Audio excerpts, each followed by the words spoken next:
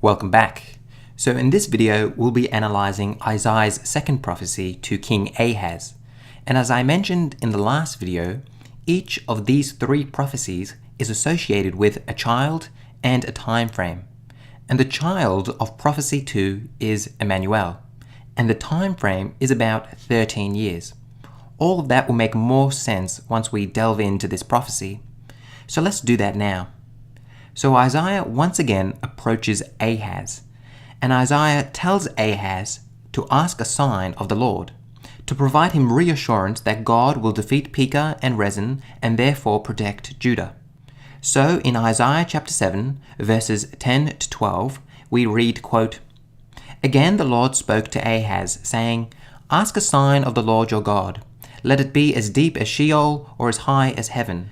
But Ahaz said, "I will not ask, and I will not put the Lord to the test." End quote. So as you can see, Ahaz refuses to ask God for a sign, saying that he does not want to put the Lord to the test. So it seems that Ahaz is acting quite piously. But we know that in fact this is not the case. Rather, the reason why Ahaz does not want to ask God for a sign, nor rely on God's intervention in this crisis, is because he's already paid King Tiglath-Pileser to save him from Pekah and Rezin. So Ahaz does not need God's help, since he's already arranged the help of the king of Assyria. In response to this refusal, Isaiah becomes infuriated, and he says that even though Ahaz refuses to ask for a sign, God will provide him one anyway. We read about this in verses 13 to 14, quote, "Then Isaiah said, Hear then, O house of David, is it too little for you to weary mortals, that you weary my God also? Therefore the Lord himself will give you a sign." And what is this sign? Well, we read in verse 14, quote, "Look, the young woman is with child, and shall bear a son, and shall name him Immanuel." End quote. Now, as I am sure you're all aware, Immanuel means God with us. And this Immanuel is the second child which Isaiah mentions. As you can remember from the last video, the first child was Shear-Jashub, meaning a remnant shall return. And now in this second prophecy, we have Immanuel, which likewise embodies the comforting message Isaiah is giving Ahaz, which is that even though things look bad at the moment, Ahaz and the people of Judah need not fear, for God is with them. Now, unlike Shear-Jashub, we are actually given more information about Immanuel. So let's now read verses 14 to 15. Quote, "Look, the young woman is with child, and shall bear a son, and shall name him Immanuel. He shall eat curds and honey by the time he knows how to refuse the evil and choose the good. For before the child knows how to refuse the evil and choose the good, the land before whose two kings you are in dread will be deserted." End quote. Now, what exactly do these verses mean? It's a little difficult to understand them in the New Revised Standard Version, so I'm actually going to switch to the NLT, as it provides us with a translation which is a bit more understandable. So let's now reread verses 15 and 16. Quote, "By the time this child is old enough to choose what is right and reject what is wrong, he will be eating yogurt and honey. For before the child is that old, the land of the two kings you fear so much will both be deserted." End quote. Well, even in this new translation, this verse is still pretty tricky. So let's now focus on just verse 15. "By the time this child is old enough to choose what is right and reject what is wrong, he will be eating yogurt and honey." So in this verse, we are told that by the time Immanuel is old enough to know the difference between right and wrong, he will be eating yogurt and honey. So we really have two questions before us. Question 1, when is a child old enough to tell the difference between right and wrong? And question 2, what does a diet of yogurt and honey signify? So let's now address the first question. When is a child old enough to know the difference between right and wrong? Well, scholars do debate this topic, but a child normally develops moral discernment at about the age of 13. So it's a bit like how in the Jewish context, a boy undergoes his bar mitzvah at 12 or 13, and from this point forward, he is responsible for his own moral decisions. So the answer to question 1 is about 13 years old. So if we were to rewrite this prophecy, we could say that by the time Immanuel is 13 years old, he will be eating yogurt and honey. So now let's move on to the second question, which is what does a diet of yogurt and honey represent? Again, this is debated among scholars, but most likely yogurt and honey are food people ate when there was abundance in the land. Thus, a related phrase is a land flowing with milk and honey, which describes a land of plenty. So yogurt and honey are delicacies which people only eat when there is abundance in the land. In other words, people would not be eating yogurt and honey when their country is in the middle of a war and everyone is rationing food. I think if Isaiah was writing today, instead of using yogurt and honey, he would say caviar and champagne.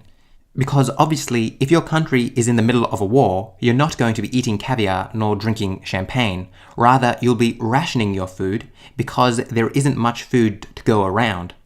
Thus, if we were to make our own translation of verse 15, it would read, "By the time the child is 13 years old, he will have plenty of food." So now the question is, why is it that when Immanuel is 13 years old, there will be an abundance of food in the land? Well, we are explicitly told why in verse 16, quote, "For before the child is that old, the land of the two kings you fear so much will both be deserted." End quote. So, in other words, before the child is 13, Aram and Israel will be defeated, and the war will be over, and therefore people will no longer have to ration food, and thus Immanuel will be able to eat the delicacies of yogurt and honey. Fantastic. So now the obvious question is, well, was Aram and Israel defeated within 13 years of this prophecy? And in fact they were, as Mortier writes in his commentary, quote, "The northern threat from Aram and Israel will be ended, and indeed Damascus fell to Assyria 3 years and Samaria 13 years later." End quote. So now let's bring up our timeline. So if we start at 735 and go forward 13 years, we hit 722 BC, which is a very important date which we should all know because it is the date that Assyria destroys Israel. Alan P. Ross from Beeson Divinity School writes, quote, "The prophecy of this chapter is amazingly accurate. The sign that a boy was about to be born is the pivotal point. Before he was old enough to tell right from wrong, that is, about 12 years old, the enemies would not only be defeated, but cease to exist. According to history, Shalmaneser V, the successor to Tiglath-Pileser, campaigned against the land and besieged Samaria. He died in the duration and was succeeded by Sargon II, who completed the destruction of the northern state in 722 or 721 BC. So the oracle in Isaiah 7 could be dated about 12 years before that destruction in 722 BC. End quote. So the destruction of Israel in 722 BC was initiated by Tiglath-Pileser's successor, Shalmaneser V, 12 or 13 years after this prophecy in Isaiah 7. We can read about the destruction of Israel in 2 Kings 17 verses 1 to 5. Quote, "In the 12th year of King Ahaz of Judah, Hoshea son of Eliah began to reign in Samaria over Israel. He reigned 9 years. He did what was evil in the sight of the Lord, yet not like the kings of Israel who were before him. King Shalmaneser of Assyria came up against him. Hoshea became his vassal and paid him tribute. But the king of Assyria found treachery in Hoshea, for he had sent messengers to King So of Egypt, and offered no tribute to the king of Assyria, as he had done year by year. Therefore the king of Assyria confined him and imprisoned him. Then the king of Assyria invaded all the land and came to Samaria. For 3 years he besieged it. In the 9th year of Hoshea, the king of Assyria captured Samaria." End quote. Now the biblical account only associates Shalmaneser with the fall of Samaria. But based on Assyrian inscriptions, scholars believe that while Shalmaneser began the destruction of Samaria, it was in fact his successor, Sargon II, who finally destroyed Israel. For Sargon II writes in an inscription, quote, "I besieged and conquered Samaria, led away as booty 27,290 inhabitants of it. I formed from among them a contingent of 50 chariots and made remaining inhabitants assume their local position. I installed over them an officer of mine and imposed upon them the tribute of the former king." End quote. So based on this inscription, it was Sargon II who destroyed Samaria. So as you can see, Isaiah is correct in saying that within 13 years from 735, the land of Israel will be deserted. For in 722, Israel is destroyed by Assyria and the Israelites are taken into captivity. Fantastic. So let's now recap Isaiah's second prophecy so far.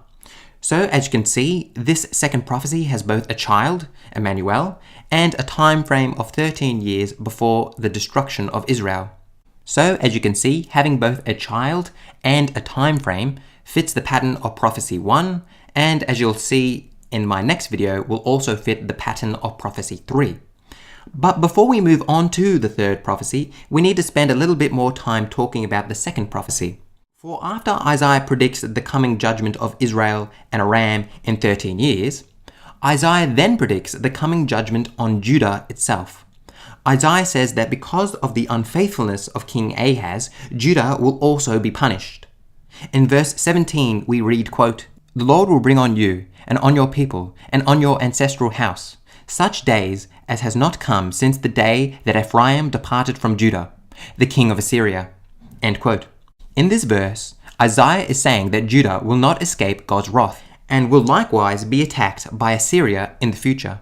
And this attack will be more horrific than when Judah and Israel separated back in 930 BC. Commenting on this verse, Mortier writes, quote, "The separation of Ephraim reduced David's kingdom to a tiny remainder. The coming of the king of Assyria would take even this from David.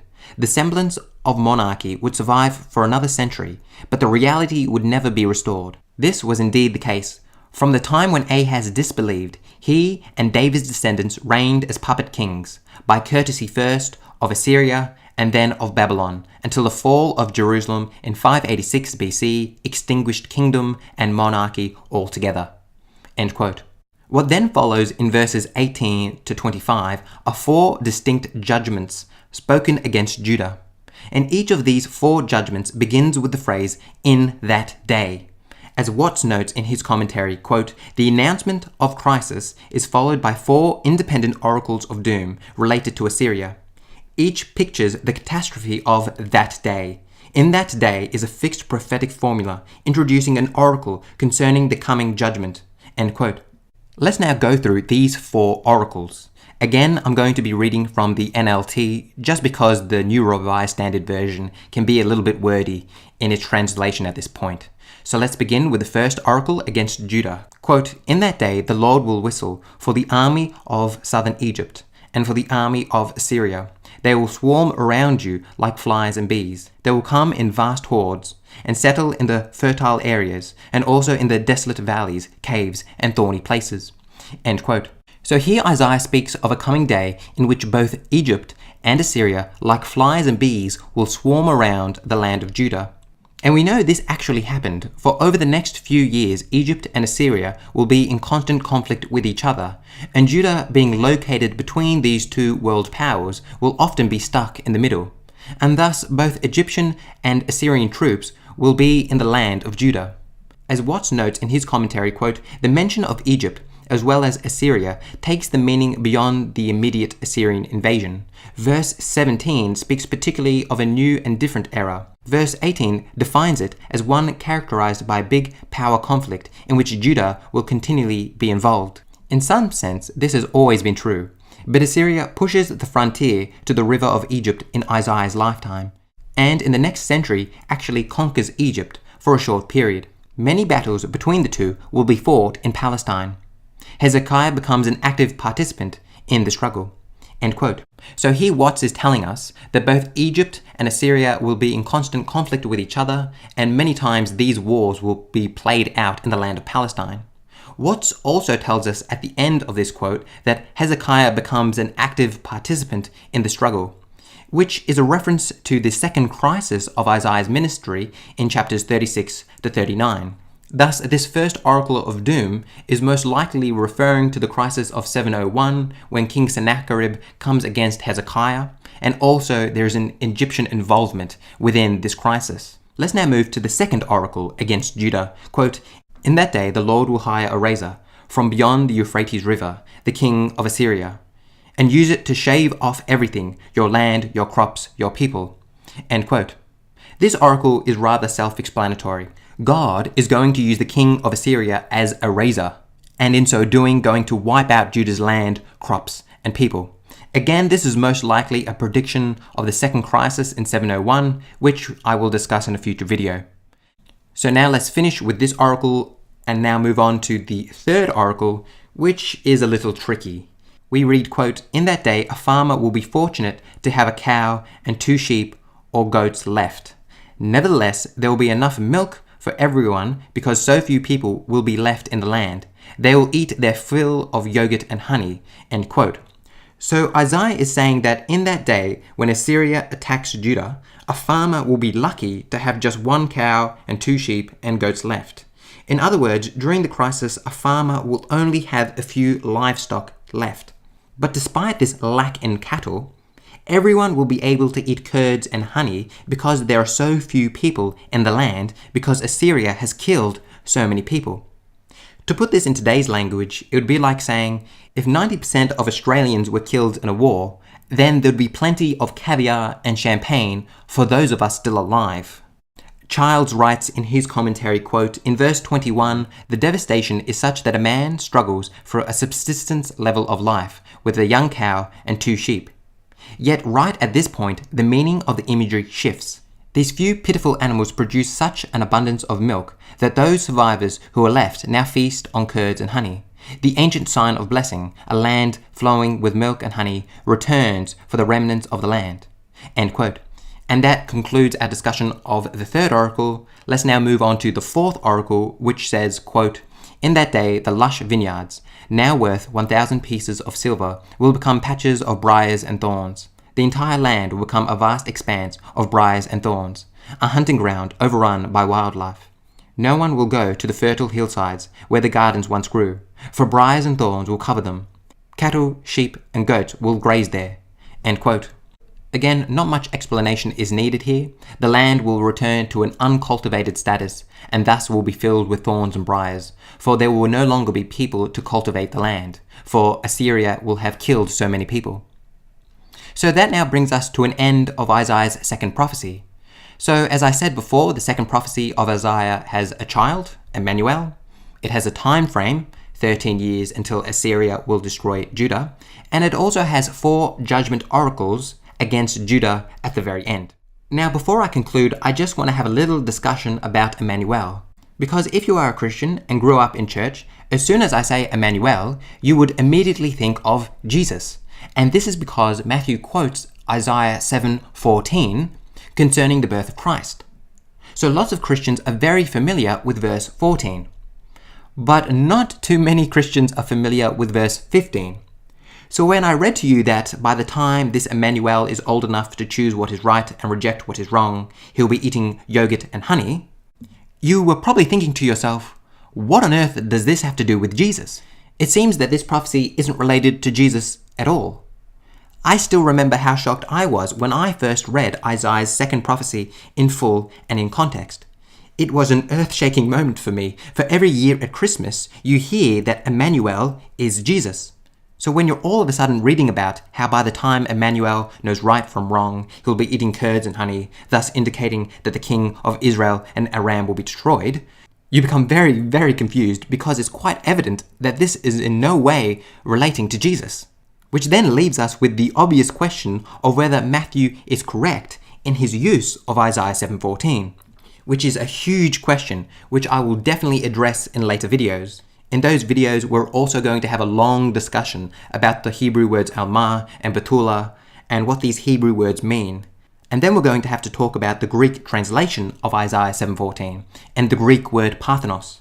And all of this will be a part of a much larger discussion about whether verse 14 should be translated as young woman or virgin, which is going to be absolutely fantastic. I can't wait for those videos. So if you're interested in all those questions, please subscribe to this channel, for I will address them in future videos. But in the next video, we're going to continue working our way through Isaiah's 3 prophecies to Ahaz. So in the next video, we'll be discussing Isaiah's 3rd and final prophecy, which is associated with the child Maher-shalal-Hashbaz and has a time frame of 2 years. I hope to see you then.